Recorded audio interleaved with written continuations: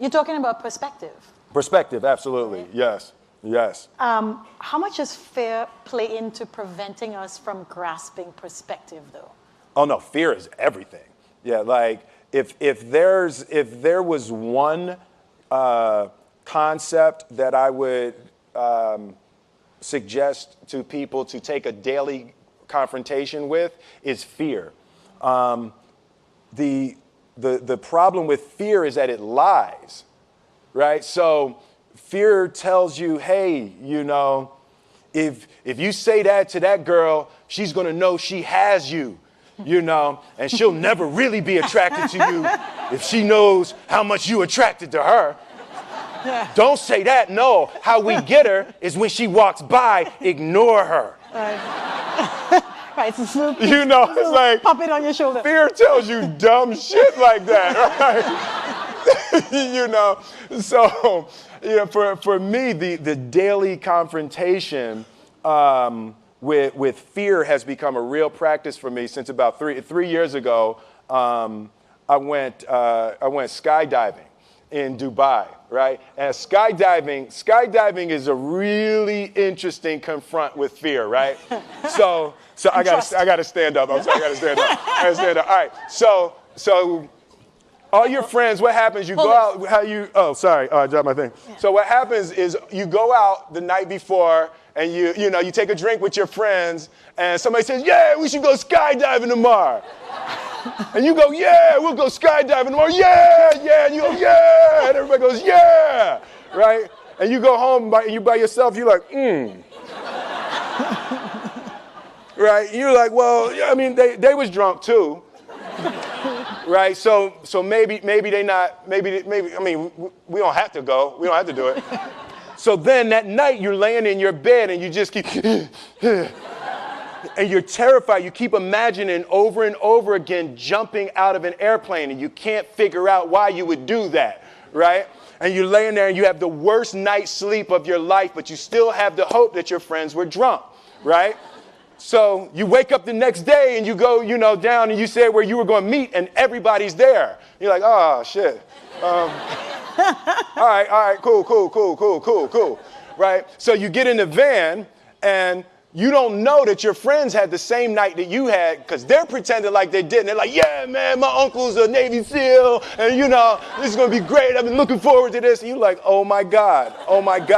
And your stomach is terrible. You can't eat and everything, but you don't want to be the only punk who doesn't jump out of this airplane.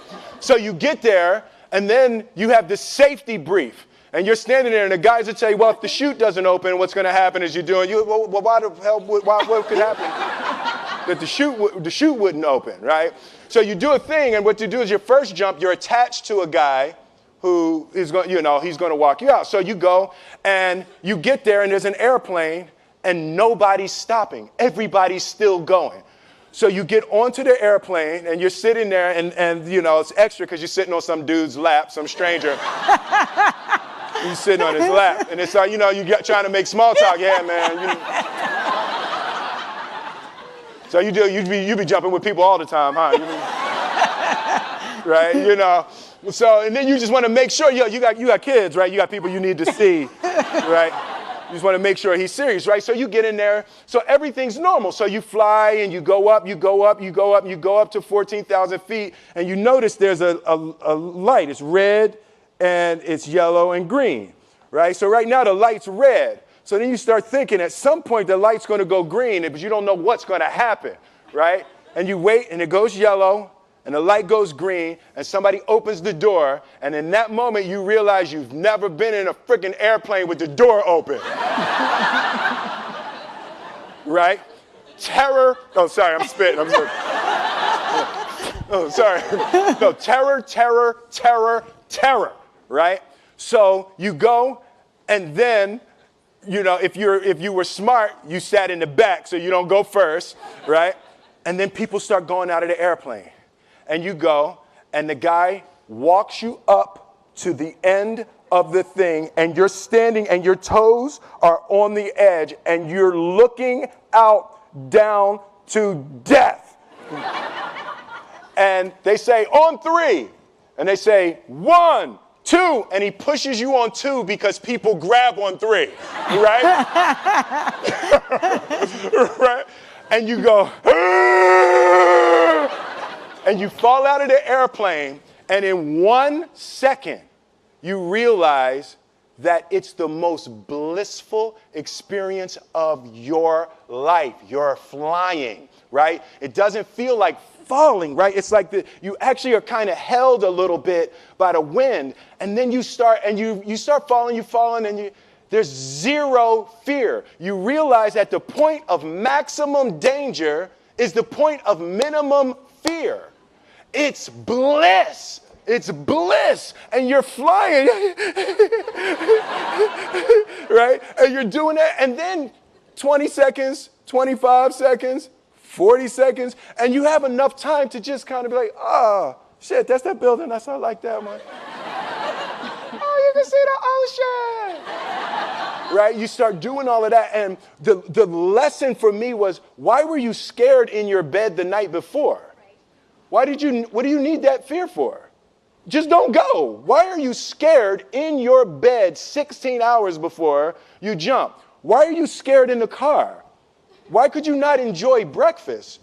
What did you need that? The fear is fear of what? You're nowhere even near the airplane. Everything up to the stepping out, there's actually no reason to be scared. It only just ruins your day. You don't have to jump. And then in that moment, all of a sudden, where you should be terrified is the most blissful experience of your life. And God placed the best things in life on the other side of terror. On the other side of your maximum fear are all of the best things in life. You know? Mm-hmm. So that was sorry. So that was, no, it's good. That was my experience with skydiving and fear. All right. All right. So practically speaking. But I didn't like that take. I'm going to do it again. Back to the top. I can sell that better. Oh, no.